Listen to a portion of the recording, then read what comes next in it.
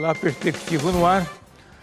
Nosso tema hoje é marketing digital, especialmente voltado ao agronegócio. E eu convidei uma pessoa para lá de especial para falar sobre o assunto, que é o meu filho, Tiago, que é dessa área. Bom ter você aqui, Tiago.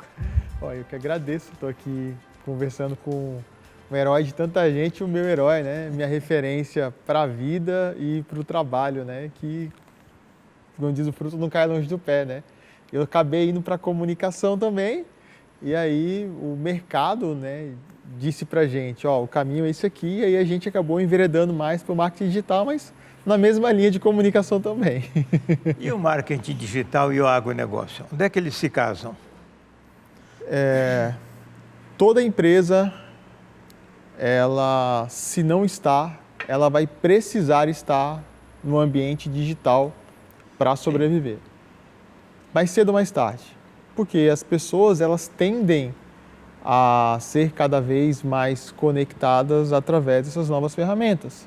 Então, hoje, tudo que você faz é no celular, né? E o consumidor que também compra, o produtor rural, que também compra dos nossos clientes, que são revendas, a agroindústria, essas pessoas também estão conectadas. E elas precisam se informar para fazer os investimentos. No agro, a gente está falando muito de escala, né? Principalmente aqui no Mato Grosso. E aí, como é que você vai tomar uma decisão de uma compra grande numa atividade de alto risco sem você conseguir educar o teu cliente? Se você não fizer isso, você vai acabar se diferenciando por preço. Aí você vai ser a commodity dentro do mercado de commodities. Você está falando da grande revenda de insumos e do produtor também? Eu estou falando de toda a cadeia, Onofre. Por quê? O mercado do agronegócio, ele está conectado com diversas outras áreas. Sim, cadeias sucessivas. Cadeias sucessivas. E ele precisa a marca, ela precisa se comunicar com toda essa cadeia e também com os seus clientes. Muitas vezes a gente atende indústrias que elas vendem para a revenda, para o produtor, para as cooperativas. E a gente tem cliente que ela fabrica, desenvolve a genética para sementes. Então ela vende para sementeira, ela não vende, ela gera demanda para sementeiras, multiplicadores de semente, para o produtor final, para a revenda e para cooperativas. Aí você tem que trabalhar a comunicação em vários níveis. Trabalhar a percepção de valor do produtor e dentro de toda a cadeia de negócio, com comunicações extremamente segmentadas. Isso o marketing digital permite. Isso é complicado? Demanda trabalho. Essa forma com que se comunicava antes de massa já não faz mais sentido. Não nesse modelo. Elas se complementam, elas são muito importantes no agronegócio. Como é que era antes e como é que é agora? Antes a gente comunicava de um para vários, ou seja, uma marca, ela fazia uma comunicação que, cara, servia para todo mundo. Uma placa de outdoor, por exemplo. Uma placa de outdoor, um comercial de TV, aquilo fala com todo mundo. Mas a dor de quem compra não é a dor de quem influencia, a dor de quem compra não é a dor de quem gerencia, não é a dor de quem usa, não é a dor de quem compra. Então você consegue segmentar a comunicação de um para um nesses vários níveis de pessoas, de mercado. Então você pode fazer uma comunicação, vamos pegar um exemplo aqui, de uma sementeira que a gente atende, né, de uma multiplicadora de semente, que ele atua no sul da Bahia. É um tipo de público. No centro-oeste, no Mato Grosso aqui, é um outro tipo de público. Então, se você for fazer uma comunicação, você consegue segmentar usando as características de quem você quer se comunicar e focando nas necessidades dessa pessoa. Porque o que eu sempre digo é o seguinte, o que a gente consegue fazer é persuadir de um para um, mas sempre com foco em diferenciação e entrar na percepção de valor. Mas não o que é valor para a empresa, mas para o cliente. Então, Onofre, o lance e a maioria de onde as outras empresas que a gente conhece que atuam no mercado agro, elas e outras áreas também do marketing, da comunicação, elas não são tão assertivas. Elas não olham para a venda. Então, o segredo não é você olhar para si, é você entender como você vende. E você vai entender como você vende ouvindo quem você vende, fazendo perguntas. O teu cliente vai te dar todas as respostas, tanto para assertivo. No caso da semente, que é um elo importante da cadeia de produção do agronegócio, como é que funciona? Porque, na minha cabeça, assim, eu produzo sementes e vendo para você, mas morreu o assunto. A minha semente é boa, você planta, tem bom resultado e acabou a relação. Não é isso. Não. O produtor, ele compra risco. Compra? Risco. Imagina, ele não controla câmbio, política, ele não controla a geopolítica internacional, ele não controla a legislação. Então, tudo que ele puder controlar... Nem clima. Nem clima. Olha aí. Então, tudo que ele puder controlar, ele vai gerenciar. E aí ele vai gerenciar, ele vai querer fazer negócio com quem está lado a lado dele. Quem está lá comprando o risco do cara. E quem que vai conseguir fazer isso? Quem conseguir mostrar a percepção de valor para se comunicar de acordo com o que é importante para ele e entregando o resultado e acompanhando e mostrando que está fazendo isso através de estratégias digitais. Acabou o lance de vender o telog, o problema é seu? Já era. Esse cara ele vai vender uma vez, porque olha só, e aí uma grande, o que a gente vê, tá? A gente tem hoje uma operação de venda que eu faço reuniões aí com pelo menos 10 empresas novas do agro todos os meses. Pelo menos 10 empresas novas do agro em nível Brasil, isso, tá? E o que é que elas estão buscando? Diferenciação. Só que elas não sabem disso. Diferenciação de quê? Do que é importante para o cliente, para aumentar a venda. Só que elas não sabem, elas buscam assim, eu quero estar na internet, tá, mas para quê? E aí, a gente tem que pensar como estratégia de negócio. De novo, voltando, o que é importante para o teu cliente. O que o teu cliente compra? Por que você ganha a venda? O produtor ele é muito sensível a preço, mas nem sempre ele decide a compra por preço. E aí você tem que entender por quê. O que o teu vendedor fez, seu RTV, seu representante técnico de venda fez, que fez o cara assinar o cheque? Como é que foi o seu pós-venda? Por que você está perdendo venda?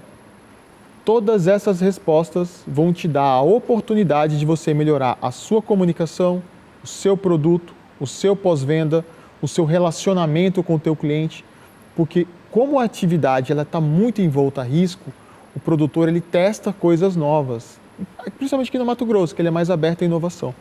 Ele testa, e a gente falando de agricultura, ele testa coisas novas, mas ele não vai comprar um volume grande, ele vai testar de pouquinho. Ele vai comprar um pouquinho nessa safra. Beleza, vou lá comprar, quero testar. Se você vendeu, você não fez um bom pós-venda... que eu tinha antes, que eu já confio, e avança um pouco mais. Exato. Porque para ele está diversificando o risco dele. É verdade, é. Aí ele vai testar. Se o produto é bom, teve um bom pós-venda, na próxima safra, ele vai comprar mais. Só que ele não vai comprar muito, ele vai comprar mais um pouco. Aí ele vai... Entendeu? O que acontece muito é que o RTV, o vendedor, às vezes ele já tem um bom volume de venda para aquele determinado produtor e ele acomoda, ele acha que ele vai vender todo ano para aquilo. E ele não faz um bom pós-venda, ele não está lá, não está acompanhando. Aí esse cara que começou a vender de pouquinho, daqui a pouco pega uma fatia grande dele. Então um jogo... E entra o marketing. O marketing digital no agro.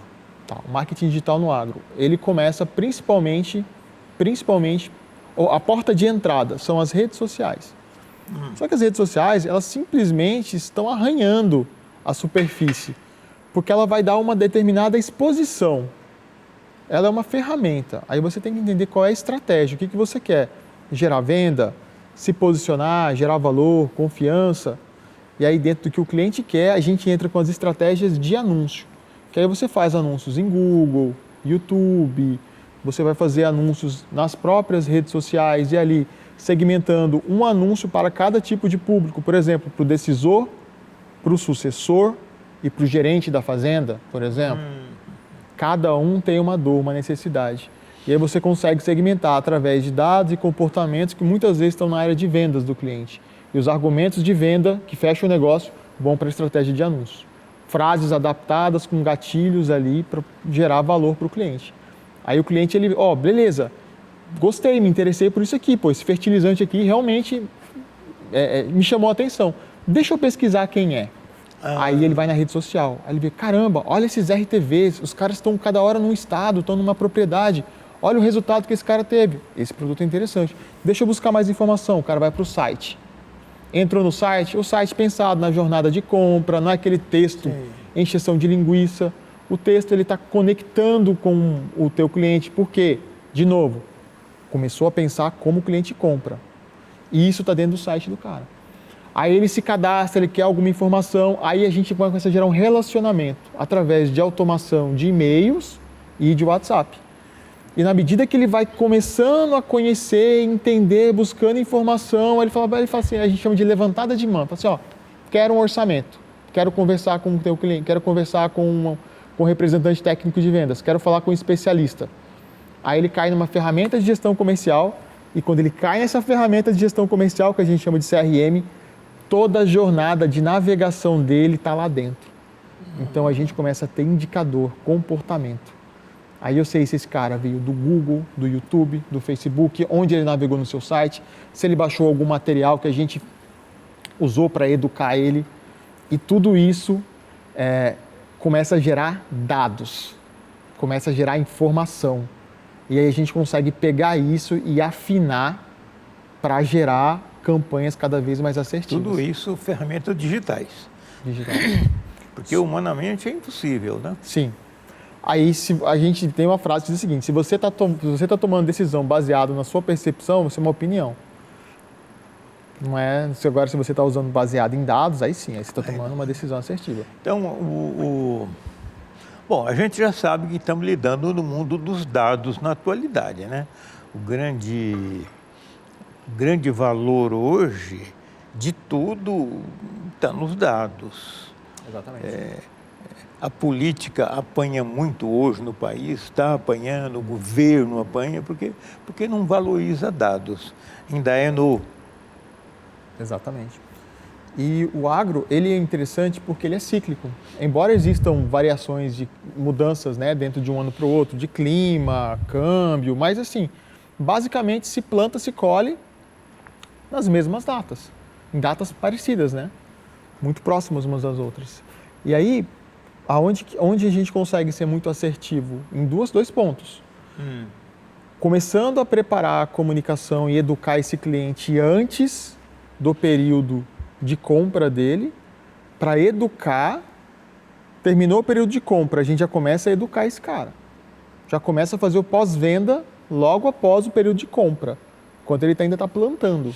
Depois que ele começa a plantar, a gente já muda a comunicação ali para continuar relacionando com ele, mas de uma outra maneira, para já começar a preparar ele para o período de compra.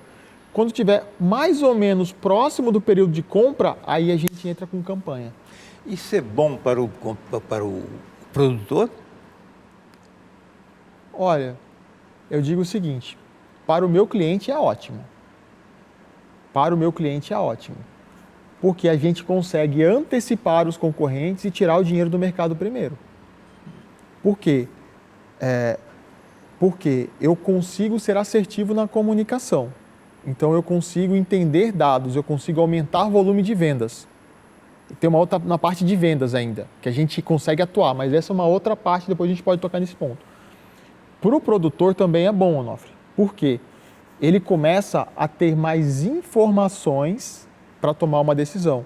E ele consegue ser mais seletivo, porque imagina, depois da pandemia principalmente, as pessoas elas não querem ser interrompidas. Você está trabalhando, chega um vendedor lá na sua porta, aí você, cara, eu tinha que fazer um negócio, eu tinha que resolver algum problema lá, e tem um vendedor aqui no meu pé, eu não quero receber esse cara, não quero conversar com esse cara agora. Isso está sumindo. Tá, então cada vez mais difícil. Então a gente consegue, através dessa estratégia, inverter a procura. Então a gente faz o cliente procurar, inverte a ordem. E se você consegue fazer o cliente te procurar, ele está muito mais aberto para a compra. Porque ele já entendeu o que você faz, já entendeu o seu diferencial. Ele está lá para você tirar alguma dúvida dele. E aí, entrando na área de vendas agora, Onofre. Se existe um processo comercial definido, organizado, já com um mapeamento prévio de como esse cliente se comporta e quais são as etapas do processo comercial, fica imbatível, a empresa fica imbatível. As vendas, elas aumentam drasticamente, porque você tem dados de marketing de comportamento, você tem os comportamentos prévios mapeados, as etapas do processo comercial todas estruturadas dentro de uma ferramenta, e aí você vai conseguir gerar dados de marketing e de vendas. E aí você consegue antecipar pós-venda, já saber quanto o cliente comprou, quando o cliente comprou. A demanda de compra que ele tem, né? Esse ano foi tanto, ano que vem será tanto mais. E principalmente as oportunidades. Vamos dar um exemplo. Vou dar um exemplo prático de todo esse sistema, tá? Eu sou uma indústria de fertilizantes. Aí eu identifiquei que existe lá o meu mercado é muito quente em Campo Verde, eu estou com um produto organomineral lá. E eu quero lançar esse produto. Eu já tenho um produto consolidado, mas eu quero lançar este produto. Aí eu criei uma estratégia de anúncios para focar no gerente da fazenda, por exemplo. Aí o gerente da fazenda viu o anúncio, se interessou, buscou, me chamou no WhatsApp. Olhou minha comunicação, me chamou no WhatsApp. Vim aqui fazer uma visita para mim. Aí eu fui lá, fiz a visita para ele. Já olhei na minha ferramenta de gestão de venda. Já pesquisei quem é o cara, o tamanho da propriedade, todas as informações estão lá na minha ferramenta. Já sei disso. Já consegui pegar dados disso na internet. Aí eu vou lá, visito ele, entendo a necessidade dele. Neste momento ele pode não estar pronto para comprar o meu produto que eu quero vender, mas eu já anoto lá. Esse cara tem uma possibilidade de comprar produto A, B, C e D. Esse cara toma uma decisão assim, assim, assim, assim, está todas as informações lá. Então depois eu consigo agendar, organizar lá para eu abordar ele depois de tanto tempo. Já falando, Nofre, tudo bom? Na última vez que eu visitei a tua propriedade lá, a gente percebeu uma oportunidade, você falou que estava com esse problema, estou com esse produto aqui que vai te ajudar, cara. Deixa eu fazer uma visita aí. Aí você vai lá e faz a visita para o cara. Então, você tem uma postura mais proativa. Toda a tua comunicação ela é baseada em dados, em comportamentos. E aí você consegue ser extremamente assertivo. Você consegue identificar que, com o tempo, com toda essa engrenagem girando, que a cada R$1.000 em anúncio que você coloca, isso te gera 20 visitas de um RTV, do representante técnico de vendas, e dessas 20 visitas saem 5 propostas, dessas 5 propostas saem 2 vendas. Aí o seu ticket médio é, sei lá, R$50.000.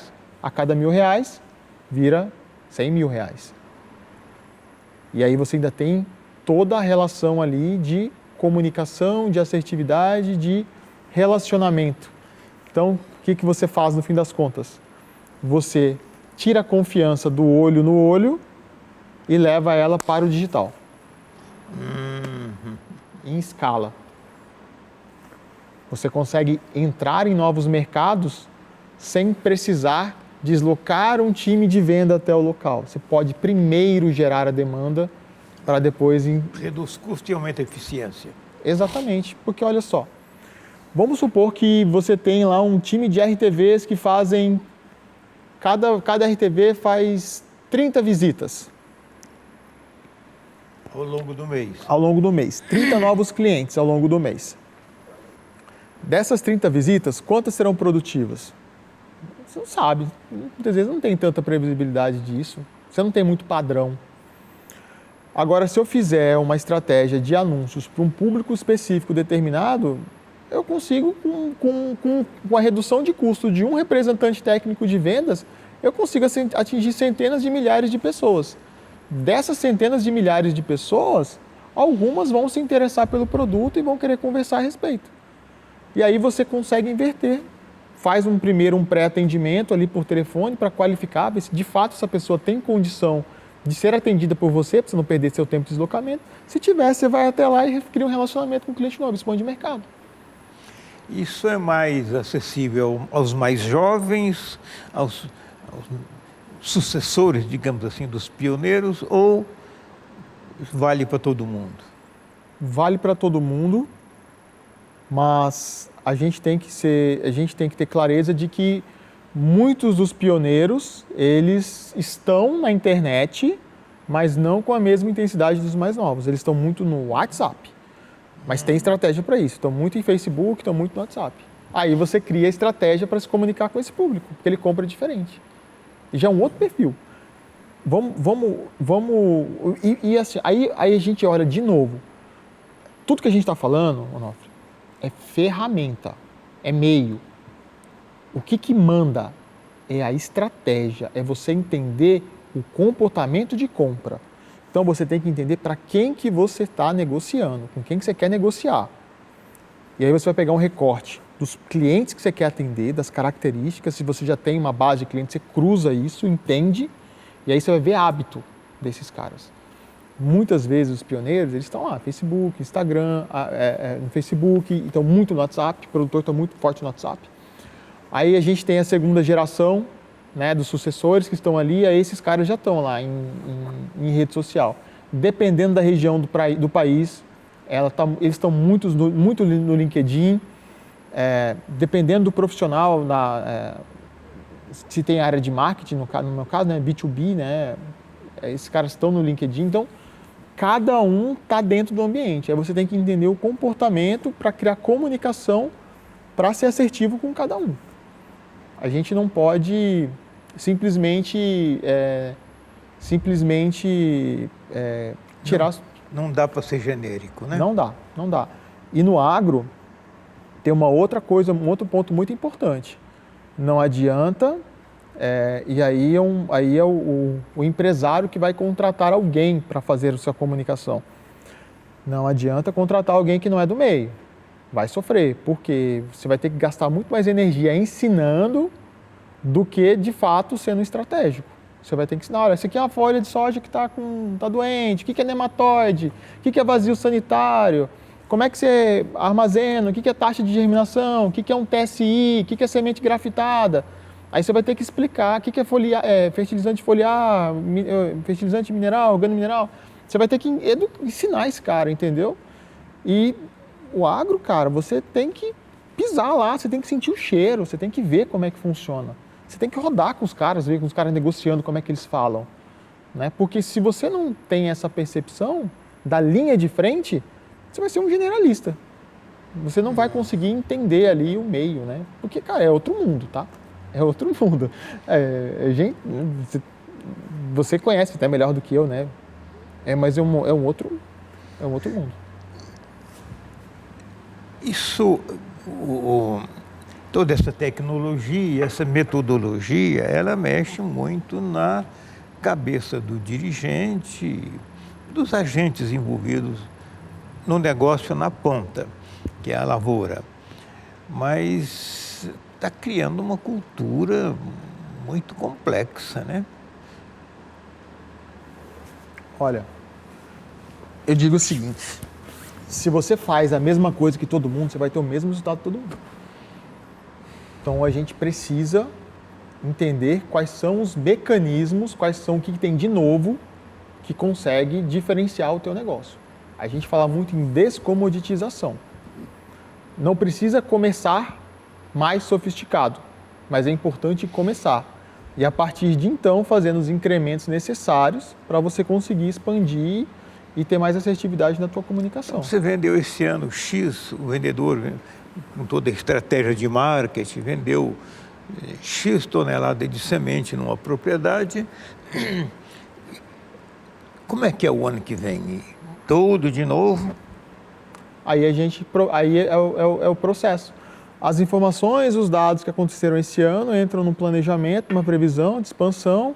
Aí a gente faz o planejamento de marketing, as verbas, os investimentos necessários para anúncios, comunicação, para que continue gerando novos negócios. Sempre olhando para a parte de comportamento, né? A gente vê a estratégia, o que tem um produto novo para ser lançado, uma área que a empresa está querendo expandir, um novo mercado para... Então, cada safra é uma safra? Exatamente. Cada safra é uma safra. O ano passado usei o argumento, por exemplo, esse ano agora, de 2023, final do ano, e começo de 2024, o problema climático. Isso mexe para trás tudo, né? Mexe em tudo, no produtor, no resultado dele, na semente que era tradicional, que agora não pode mais ser tradicional, máquina, implemento, etc. Então é outra conversa, quer dizer, o espírito de venda é o mesmo, mas é outro mundo. O jogo endurece. Inicia, né? Mas quando você está preparado, quando você tem uma estratégia como essa, você sofre muito menos. A gente teve um cliente, uma indústria de sementes, uma multiplicadora de sementes, que esse ano sofreu muito menos do que os concorrentes. Trabalharam o dobro, a gente também trabalhou o dobro. Mas o que a gente fez? A gente seguiu esse processo, e enquanto o mercado estava começando a desenvolver estratégia de mercado, a gente já estava, estratégia de vendas, a gente já estava com campanha solta, campanha rodando, já gerando oportunidade de venda. Então, aconteceu, enquanto o mercado não estava ruim, eles venderam bem, tiraram o dinheiro do mercado. Então, ou seja, quando o negócio ficou ruim, já não precisava vender tanto quanto venderia antes. Se eles demorassem, aí eles sofreriam como todo o mercado. O mercado foi pego num contrapé, né? Exatamente. Por isso que é importante planejamento, previsibilidade em vendas, pós-venda, e aí o marketing ele entra com essa estratégia de apoio. E o marketing digital, ele não vai entrar para substituir um dia de campo, ele não vai entrar para substituir um material, um outdoor, ele vai complementar. Ficou mais complexo vender ou simplificou? Usando o marketing digital. Eu acho que para quem conseguiu entender que o jogo mudou, gerou mais oportunidade. Ficou mais claro. Eu acho que, de novo, se você quer fazer igual todo mundo faz, você vai ter o mesmo resultado. Você quer ter um resultado acima da média? Você tem que entregar acima da média, estudar acima da média, você tem que se virar. Né? A gente não pode ficar parado no tempo. E a mesma intensidade de tecnologia que se coloca numa semente, num agroquímico, numa máquina, num implemento, cara, tem que entrar nos outros processos também. Tiago, então o plantar ficou a menor coisa do processo. Porque plantar é botar a semente no solo, ela nasce sozinha e o mecanismo para chegar no plantar e depois do plantar é tudo tecnológico, né? Sim. E aí, como é que ficou a cara da agricultura, do agronegócio? Deixou de ser uma atividade humana para ser uma atividade tecnológica? Olha, eu acredito que o processo, a humanidade, ela sempre vai trabalhar para ter menos esforço físico. Da enxada passou, né, lá passou para o arado. Pro arado, do arado passou para o trator, do trator passou para a colheitadeira. E então, do trator passou para muitos tipos de tratores até chegar no agora, né? Então, do esterco partiu para um outro nível de fertilizante. Então, assim, a gente, da semente, até tempo atrás, a gente nem plantava nascia nem capim aqui, né? Só nascia capim aqui no Centro-Oeste, né? No Cerrado. Então, a humanidade, ela sempre vai caminhar para desenvolver, fazer com que as pessoas elas tenham um mínimo de esforço físico. Então, a humanidade ela sempre vai caminhar para esse viés. E tudo que a gente vai fazer é para facilitar. Mas uma coisa nunca vai mudar, que são as relações humanas. Pessoas fazem negócios com pessoas. E no agronegócio ele ainda é uma oportunidade porque é um mercado, é uma indústria jovem, é um mercado novo. Se você comparar com a indústria farmacêutica, indústria de construção civil, indústria automotiva, o agronegócio, principalmente no Brasil, ele é novo, como a gente conhece. Escala, industrialização. 30 anos. Né? E o agro ele é imenso, ele é gigante. Você tem aí citricultura, silvicultura, você tem aí o agro de escala, você tem pecuária, você tem um mercado gigantesco. Né? Então, e cada nicho é um tipo de mercado. Né? É um tipo de cliente, é um tipo de comprador. Então, cada negócio ele é diferente. Aí a gente tem que aí de novo, relações humanas. Como o teu cliente se comporta? O que é valor para esse cara? Como é que eu me conecto com ele? E aí isso é um tipo de comunicação. A gente está falando de comunicação para venda. Mas existe uma outra comunicação que é muito importante, que precisa ser feita, que é a comunicação para quem está na ponta, para a população, que acredita que leite nasce no supermercado e que a roupa que ela veste já está pronta lá na confecção. Né? Tiago, nós vamos no primeiro intervalo comercial, voltamos já. Estou conversando com o Tiago Ribeiro e ele é da Carandá Digital, que é uma empresa que está se especializando em marketing digital na área do agro. Voltamos em seguida.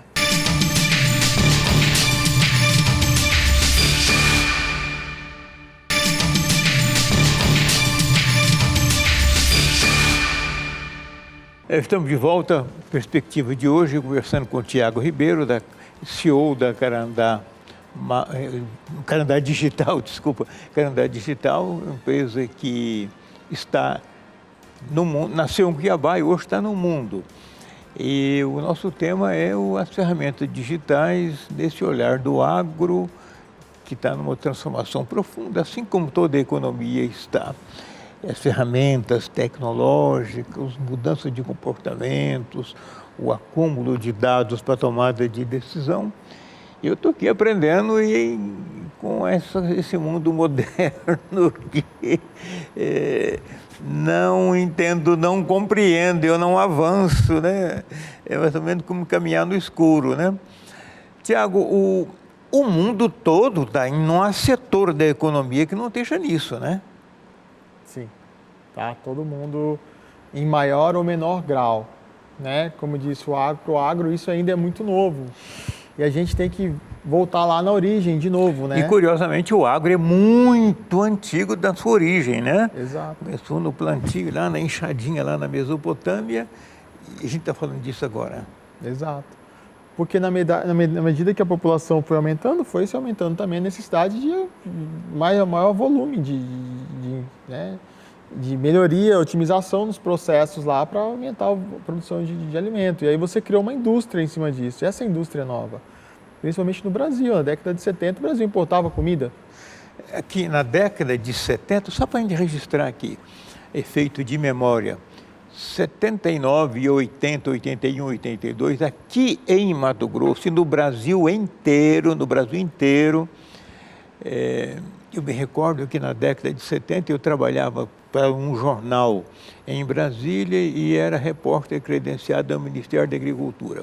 Me lembro das questões lá, uma das questões era importar leite em pó para ser diluído aqui e vender como leite nos saquinhos do supermercado. Hoje seria caixinha.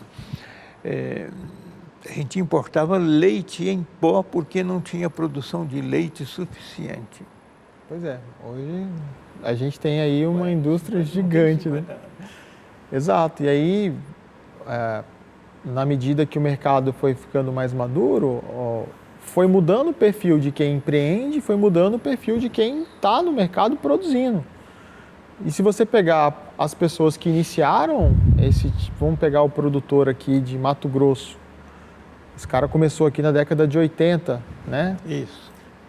Que tecnologia que ele usava, né? E qual era o perfil da pessoa que do produtor que venceu? É um outro perfil altamente executivo, é uma pessoa que tem um senso de escassez muito forte, geralmente tem uma origem alemã ou tem uma origem italiana. Tem uma raiz europeia. Tem uma raiz europeia, valores familiares muito fortes. Aí esse cara foi lá, venceu, teve 3, 4 filhos. Aí mandou os filhos para estudar fora, os filhos estudaram fora, voltaram com uma outra percepção, mas os valores familiares, o senso de escassez e a cultura familiar, tudo isso muito forte. As mulheres que ficaram no negócio, elas entraram na área administrativa para tocar a parte gerencial. Os filhos já tiveram uma outra percepção, esse cara já conhece coisa boa, ele já investe, está um pouco mais aberto ao risco. Resiste menos às mudanças. Resiste menos às mudanças, esse cara já está cercado, já está estruturado, está cercado de uma rede de assessorias, de advogados, contadores, provavelmente ele já tem um bom patrimônio, ele já está com uma holding estabelecida. Então já é um outro perfil. Aí já tem agora os netos do pioneiro, Isso. que já é uma outra geração, uma outra galera. Então a gente está falando com públicos absolutamente distintos. Em 40 anos, 40 anos. deu esse salto. E aí você precisa entender, por isso que eu falei, a gente precisa entender comportamento para você conseguir se conectar com pessoas. Até mesmo de você fazer um anúncio, porque quando você faz um anúncio, você pega perfil de interesse. Se eu for falar com o sucessor, eu preciso que colocar nos interesses que esse cara se interessa por esportes aquáticos, por jatinho, por avião, por lancha, por vinho, viagens internacionais. Já o pioneiro, não. Ele pode até viajar, mas assim, ele vai estar num carro... O pioneiro ia visitar a mãe no Paraná, no Rio Grande do Sul. É isso. Não que ele às vezes faz viagem internacional, toma vinho, mas é que ele cresceu na simplicidade, então para ele, aquilo ali, para ele, felicidade, é o cara tá com patrimônio, a vida encaminhada, plantando, colhendo, boa produtividade, um carro bom, morando no centro, numa casa grande, perto dos netos. O pioneiro visava uma coisa que as gerações daquele tempo visavam, segurança. É isso. Hoje não é mais isso, né? A segurança é um dos elementos do negócio, né? Exato. Não vou plantar esse ano, mais ou menos, porque eu vou plantar o necessário, isso. Eu não estou mais buscando segurança, que isso já tem. Perfeito. Então, aí, imagina, eu fico pensando aqui, o neto de um pioneiro, como é que ele olha para o negócio? Esse cara, provavelmente, vamos ver, vamos fazer uma futurologia aqui. Esse cara provavelmente vai estar envolvido de alguma forma com o mercado de capitais. Provavelmente já vai buscar mercado, já vai buscar... Olha aí, até pouco tempo atrás não tinha outra fonte de investimentos que não fosse depender do governo e poucos outros cooperativas de crédito, né?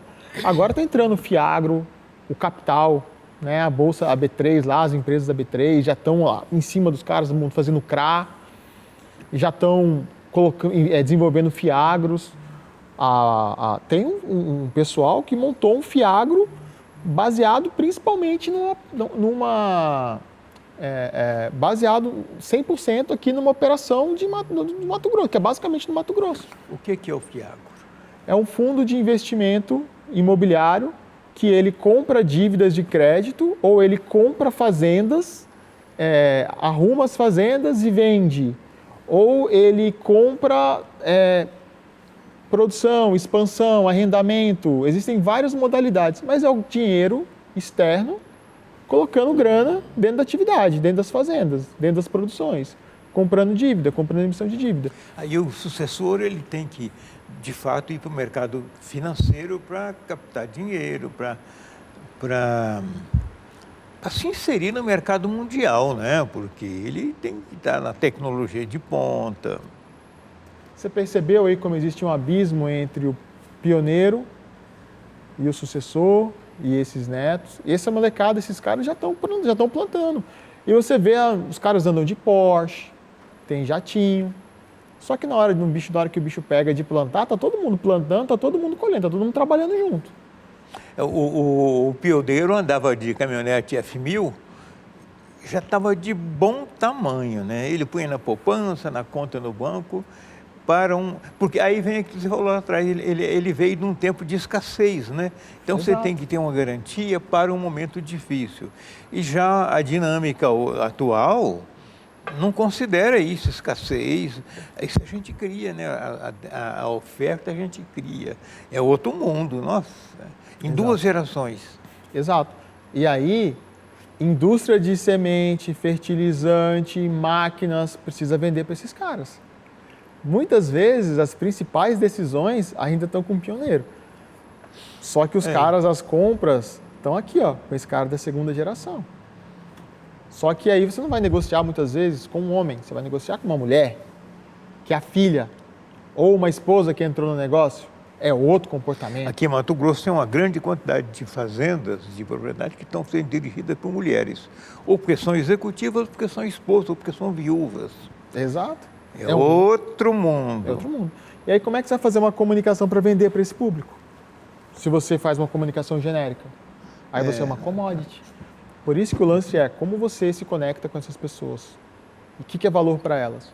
E aí você, de novo, constrói toda a sua comunicação em cima dessa diferenciação. Então a gente é levado a pensar que quem fabrica caminhão, quem fabrica trator, quem fabrica implementos, quem processa fertilizantes, que produz sementes, que produz combustível, Enfim, todo mundo é um só. Exato. Embora esteja em nichos diferentes, mas o objetivo final é um só, que é o agro. É você educar o teu cliente sobre no que você é bom, mas não no que é importante para você, mas no que é importante para o teu cliente. Vamos pegar a indústria de caminhões, por exemplo, a indústria de trator, por exemplo. Ela, além de atender a necessidade básica de arar o chão, como é que é a cabeça dele? Você está vendendo ali você está vendendo produtividade, pós-venda, você está vendendo segurança, a mesma coisa que uma semente, a mesma coisa que fertilizante, só muda o produto, muda os argumentos, mas o processo é o mesmo. Meu trator é melhor porque ele consegue fazer isto. Exato. Mas aí quando você for falar para um dono, um pioneiro, é uma argumentação. Para um cara que é um sucessor, é uma outra. É igual quando você vai vender qualquer coisa. Se você for vender do mesmo jeito para todo mundo, você não vende para ninguém. Então, você tem que pegar isso e levar para o marketing. Quando a gente conseguiu...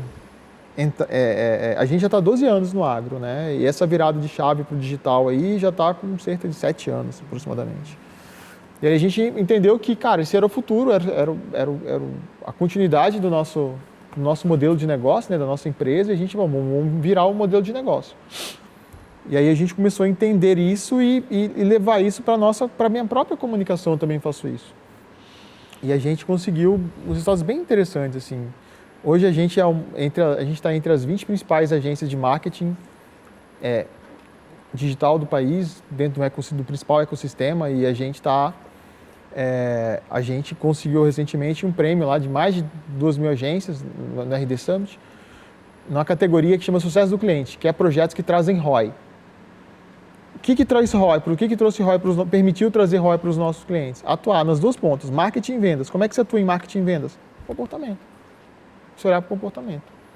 Tiago, e as ferramentas? O que são essas ferramentas? Tá.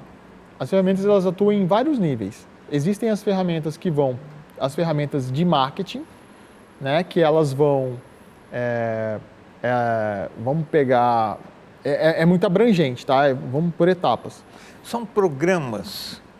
Tá tudo basicamente sim, são programas, mas eles estão 100% na nuvem, tudo online. E a gente trabalha que vão desde ferramentas que vão ali permitir a gente criar anúncios para se conectar com essas pessoas. Tem as ferramentas que a gente cria, os de design, textos, edição de vídeo. A gente cria esses materiais. Tem ferramentas ali que vão criar, a gente chama de automação de marketing, que é ações automáticas de envio de e-mail e de WhatsApp, por exemplo. Então, uma pessoa ela vai se cadastra no anúncio, ela deixou os dados dela. Aí eu crio uma sequência de comunicação através de e-mail, intercalado ali, hora com WhatsApp, hora com e-mail, ou só WhatsApp, para se comunicar com esse cliente, para ir educando ele, gerando conteúdo importante para ele. Ele vai se interessando por aquilo, e aí ele pede um orçamento, por exemplo. Entra em contato com o comercial. Aí ele vai cair numa outra ferramenta, que é o CRM, que é uma ferramenta de gestão comercial, que é uma ferramenta de relacionamento para vendas. E aí, como é que se faz? Como é que a gente faz? Quando ela cai dentro dessa ferramenta, eu já consigo identificar a origem dessa oportunidade de venda. Se ela veio de uma campanha do Facebook, se ela veio do site, se foi simplesmente porque ele buscou a empresa na internet. E quando ela cai ali, existe um processo de negociação, que vai desde o primeiro atendimento, agendamento da visita, realização da visita, proposta, negociação, fechamento da venda, que a gente chama de funil de vendas. É uma venda, você pega um funil assim, o topo. Primeiro contato, segundo contato, terceiro contato, né? Fechamento embaixo. Então você consegue segmentar ali e tudo isso te gera dados. Aí você precisa juntar a visão, né, de entender a visão desses dados que são da área de marketing e da área de vendas. E aí existem ferramentas que juntam essas informações, que são os BIs, Business Intelligence, e aí a gente junta essas duas informações através de BI, que vão dizer pra gente, trazer pra gente indicadores de que as coisas estão indo bem ou estão indo mal. E onde é que entra a mão humana aí? de novo, voltando, né? A gente sempre busca o mínimo trabalho por esforço. Então, a gente busca o máximo de trabalho intelectual. Entra na capacidade analítica e de executar baseado em dados. Porque se você simplesmente virar um tarefeiro, um operador, você não vai conseguir trazer resultado. Então, você está tendo um upgrade mental? 24 horas por dia, eu não paro. E eu imprimo esse mesmo ritmo no meu time. Porque eu acredito que o meu negócio é um negócio de educação. De educação e vendas. Então, nós saímos da propaganda simples e comum, do anúncio. Só para a gente lembrar, assim, para poder aliviar um pouco. Lá para trás, alguém escrevia um anúncio, ia para uma tipografia, fazia um anúnciozinho assim, aquilo ali era um anúncio. Depois veio o rádio, depois veio a TV, depois veio o outdoor, depois veio essa propaganda de massa na TV, no rádio e na mídia, e agora é... Agora é jornada de compra. Agora é relacionamento e jornada de compra. É você educar. Dentro da minha empresa, a gente tem uma jornada de educação. Então, todo mundo que entra tem meta de desenvolvimento de habilidades técnicas e comportamentais. Livros e cursos, mensalmente. É ambiente de aprendizado. Porque se a gente não tiver esse ambiente de aprendizado e desenvolvimento contínuo, eu não consigo imprimir isso no meu trabalho. Que, por sua vez, é mudando o estilo de profissionais, embora seja uma área de serviços, mas é um outro tipo de gente, já outra cabeça, outro propósito. E quem não se adaptar, está fora do jogo. E não é fora do jogo da minha empresa, não. É fora do mercado. Porque o mercado todo está caminhando para isso. Cedo ou tarde, isso vai acontecer. Quem não lê, quem não estuda, quem não procura desenvolver inteligência emocional, conhecimentos de inteligência artificial, automações. Quem não acordou para isso está fora do jogo. Não vai se encaixar em empresa nenhuma, em nenhum bom emprego. Você está falando aí, eu estou aqui pensando, como é que fica a educação formal das universidades nisso aí? Morreu, né? No modelo que está hoje, não encaixa mais. Na minha área não encaixa, não serve mais, dificilmente serve. A propaganda que você aprendeu na faculdade há 10, 15 anos atrás não mudou nada. Pouca coisa. Pouca coisa. As federais elas ficaram presas no passado. Elas já não acompanham mais. Poucas acompanham, tá? As particulares, algumas sim, são interessantes, são boas, mas ainda assim elas não acompanham. Na minha atividade, na minha empresa, para mim, currículo é irrelevante. O que manda é comportamento. A gente olha ali, sim, algum conhecimento de habilidade técnica, mas não é o critério determinante para a contratação, é comportamento. Porque todas as outras habilidades eu desenvolvo internamente. O que é que você chama de comportamento nesse caso? Já que você não quer currículo, não é importante, você está contratando alguém por determinado comportamento. Que comportamento é esse? Cada área dentro da minha empresa, ela é como se fosse um jogo de futebol. Para um zagueiro exigem algumas características de zagueiro, outras de atacante. Então, dentro de cada habilidade, a gente mapeia o que são as habilidades técnicas e comportamentais.